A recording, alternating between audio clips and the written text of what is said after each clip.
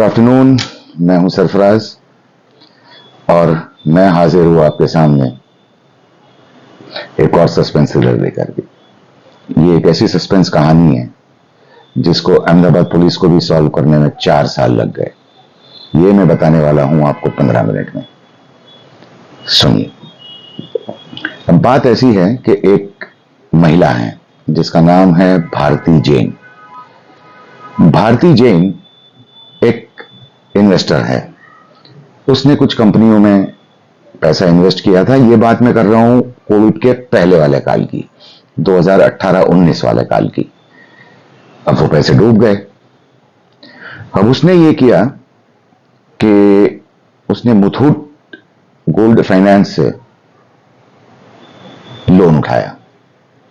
अब जिसका monthly interest उसको 25,000 रुपया भरना था। पति आउटडोर जॉब करता था, बच्चे थे। 25,000 रुपया निकालना एक महिला के लिए मुश्किल हो जाता है। मैं यहां कतई जस्टिफाई नहीं करना चाहता कि उसने जो किया वो सही था, वो गलत था। अब ये 25,000 रुपया भरने के लिए उसने एक प्लान बनाया। प्लान ये था कि एक एनेस्थेशियन है जिसका नाम है योगेश। अब इन दोनों ने मिलकर एक प्लान ये बनाया कि हम लोग एक आदमी को लूट लेंगे, लेकिन लूटने का तरीका जो था वो काफी अजीबोगरीब था। उनका प्लान ये था कि जिस आदमी को टारगेट आइडेंटिफाई किया गया है उसके घर जाना एक सेल्समैन के तौर पे, और वो भी किराए के आदमी जाएंगे, ये लोग नहीं जाएंगे ताकि पहचाना जाए, क्योंकि जो विक्टिम, जो टारगेट इन्होंने चूज किया था वो इनके जानने वालों में से था।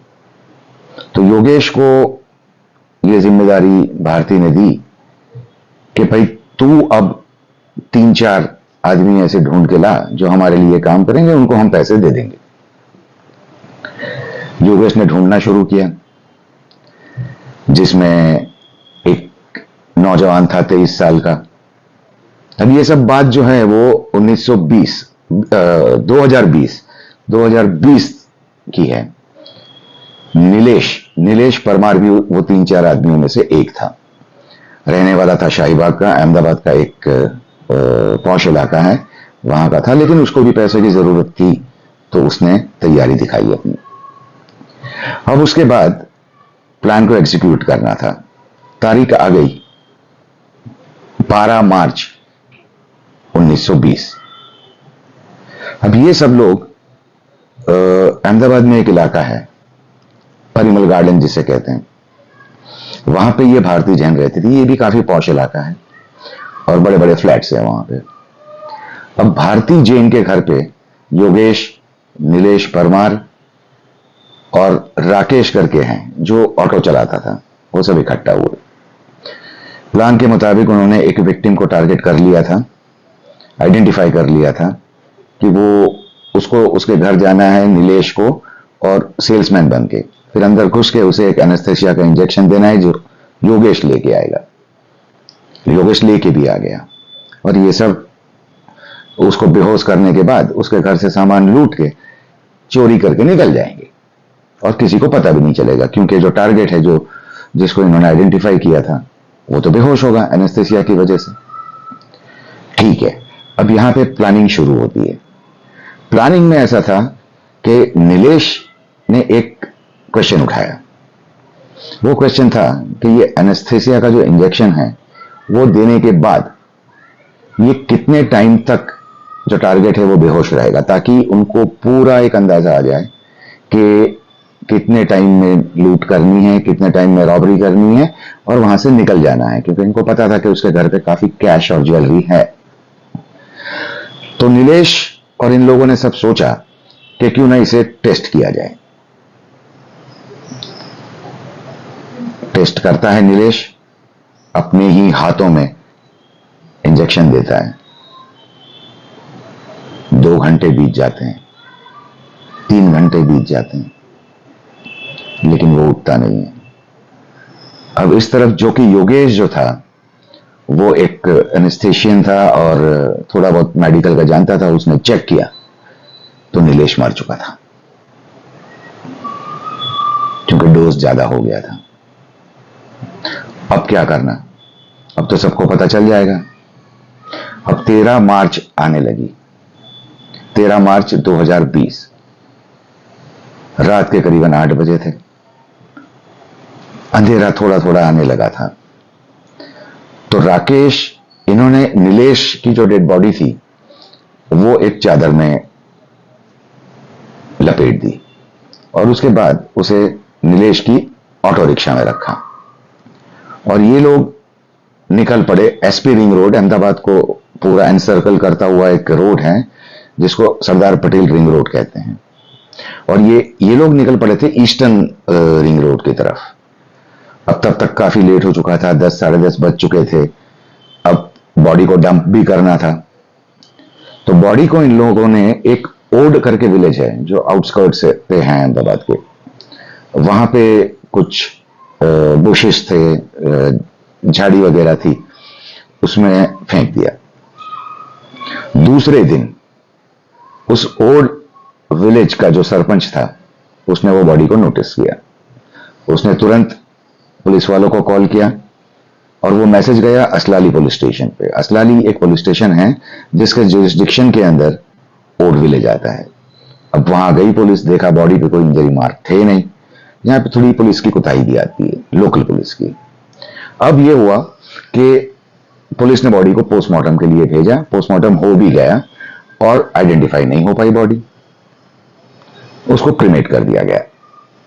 इधर नीलेश के परिवार वाले जो थे वो चिंतित थे, बहुत ज्यादा चिंतित थे कि नीलेश गया कहां। तो उन्होंने शाहीबाग पुलिस स्टेशन का अप्रोच किया। शाहीबाग पुलिस स्टेशन इसलिए क्योंकि नीलेश जो जहां रहता था वो पूरा आता है शाहीबाग पुलिस स्टेशन की जुरिस्डिक्शन के अंदर। उन्होंने एक मिसिंग पर्सन रिपोर्ट लिखवाई वहां पे, लेकिन वो अब उसको आप रेड बोल लीजिए या लाल फीताशाही बोल लीजिए, उसके अंदर दबकर रह गई।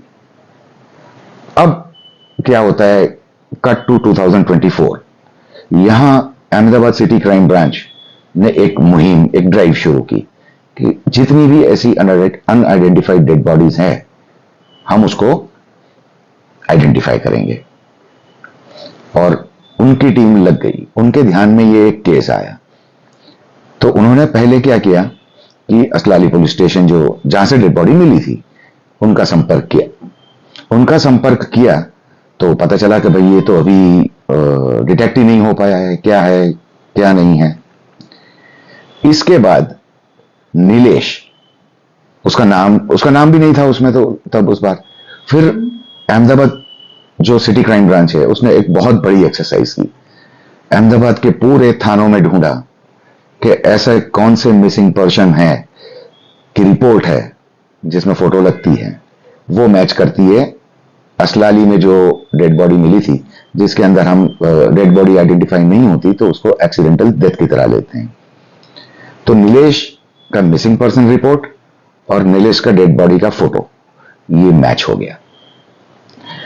इसका मतलब ये हो गया कि जो डेड बॉडी असलाली में मिली थी और जिसकी मिसिंग पर्सन रिपोर्ट शाहीबाग में पुलिस थाने में जो दर्ज की गई थी वो दोनों एक ही आदमी हैं। अब इसके साथ हुआ क्या था? फिर पुलिस ने एक बड़ी एक्सरसाइज शुरू की, क्योंकि इनको पता था कि नीलेश शाहीबाग का रहने वाला है। इन्होंने अपना लोकल ह्यूमन इंटेलिजेंस एक्टिव किया, क्योंकि यहां पे टेक्निकल इंटेलिजेंस तो काम में नहीं आएगा, 4 साल हो चुके थे। अब क्या हुआ था क्या नहीं हुआ था इसके साथ वो तो टेक्निकल एविडेंस से आएगा नहीं ख्याल में।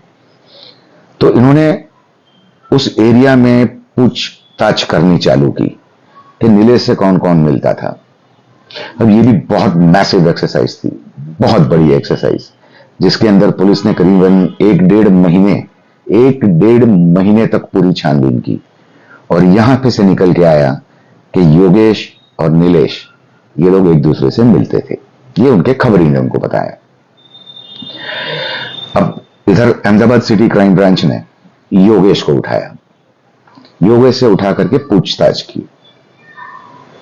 पूछताछ में योगेश ने कन्फेस कर लिया कि भारती जैन का प्लान था रॉबरी करने का, एनेस्थेसिया का इंजेक्शन देके विक्टिम को बेहोश करने का और फिर पैसे और ज्वेलरी लेके भाग जाने का। अब एक दूसरी एक्सरसाइज शुरू होती है यहां पे। भारती जैन, भारती जैन तब रहती थी परिमल गार्डन के पास, लेकिन अब हमने उसका ठिकाना बदल दिया था। तो पुलिस पहुंची स्प्रिंग वैली अपार्टमेंट, जो जहां पे वो रहती थी परिमल गार्डन के पास, और वहां से ढूंढ निकाला कि भारती जैन कहां रहती है। फिर भारती जैन के घर पहुंचे। भारती जैन को अहमदाबाद क्राइम ब्रांच की महिला यूनिट लेकर के क्राइम ब्रांच की ऑफिस आई। वहां आने के बाद उससे पूछताछ की गई।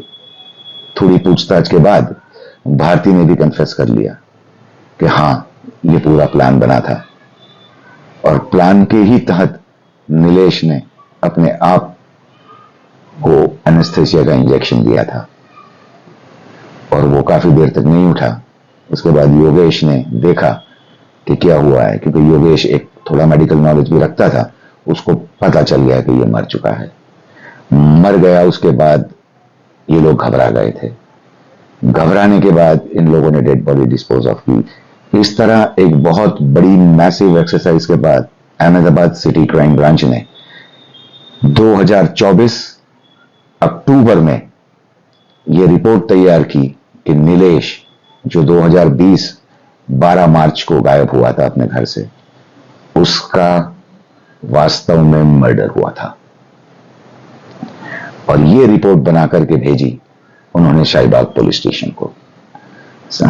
बाकी फिर शाहीबाग पुलिस स्टेशन ने इन्वेस्टिगेशन किया और बाकी के जो अक्यूज थे उनको अरेस्ट भी किया। लेकिन ये एक ऐसी कहानी है जिससे हमको ये एक मैसेज मिलता है कि अगर आपको पैसे चाहिए तो आप मेहनत से कमाएं। दूसरी बात, आपको अगर पैसे खर्च करने हैं तो अपनी चादर देखिए कि अपनी चादर कितनी लंबी है,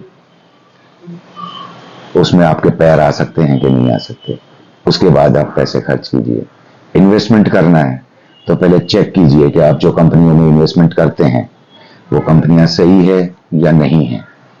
भारती से यही गलती हो गई थी। उसने इन्वेस्ट तो किया, लेकिन ऐसी कंपनियों में किया जो कोविड काल में बंद हो गई। बंद हो गई इसका मतलब कि उसको घाटा गया। घाटा गया, उसने लोन उठाया। लोन उठाया तो उसको इंटरेस्ट पे करना पड़ा, लेकिन उसकी माली हालत ऐसी नहीं थी कि वो इंटरेस्ट पे कर पाए, और इसीलिए रॉबरी का प्लान बना। अगर अहमदाबाद सिटी क्राइम ब्रांच ने इसके ऊपर 1.5 महीने मेहनत नहीं की होती तो आज भी नीलेश परमार कहां गया, उसका क्या हुआ, न तो उसके परिवार को पता चलता, न किसी को पता चलता, और ये पूरी कहानी फाइलों में दब के रह जाती। नमस्कार, मैं सरफराज शेख फिर मिलूंगा आपसे ऐसी एक कहानी लेके अगले वीडियो में।